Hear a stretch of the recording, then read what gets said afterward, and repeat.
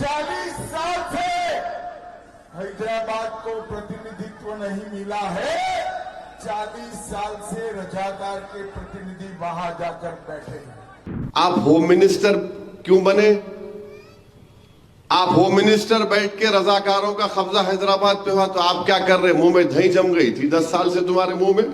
हैदराबाद को सात अर्थ में रजाकारों से मुक्ति दिलाने का काम करिए और हैदराबाद को मेन स्ट्रीम से जोड़ने का काम करें।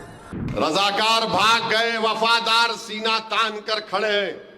तुम्हारी आंखों में आंखें डालकर भारत की लोकसभा में तुम्हारे 306 एमपी के सामने वफादार खड़े होकर कहा था बाबरी मस्जिद जिंदाबाद। 40 साल से हैदराबाद को प्रतिनिधित्व नहीं मिला है।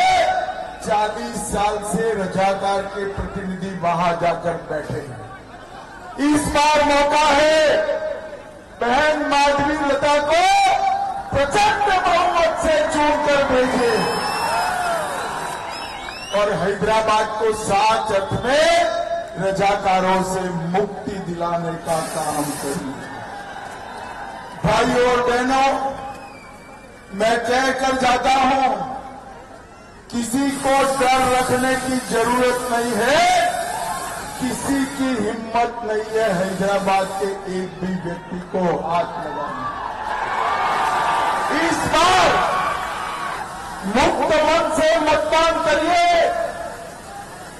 चाहे हिंदू हो या मुसलमान, हर एक मतदाता कमल के निशान पर बटन दबाए और हैदराबाद को मेन स्ट्रीम से जोड़ने का काम करे। 40 साल से हैदराबाद में रजाकारों का कब्जा। आप होम मिनिस्टर क्यों बने? आप होम मिनिस्टर बैठ के रजाकारों का कब्जा हैदराबाद पे हुआ तो आप क्या कर रहे? मुंह में दही जम गई थी 10 साल से तुम्हारे मुंह में। रजाकारों का कब्जा 40 साल से, कभी रजाकारों का कब्जा तो कभी आईसिस का अड्डा पुराना शहर, तो कभी रोहिंग्याओं का अड्डा, तो कभी सर्जिकल स्ट्राइक कर देंगे हम।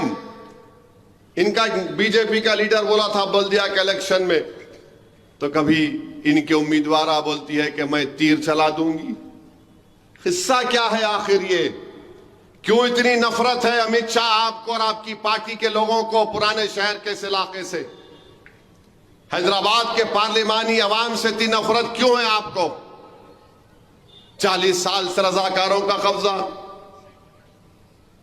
अमित शाह ये बात जान लो तुम, यहां कोई रजाकार नहीं है, यहां पर इंसान रहते हैं।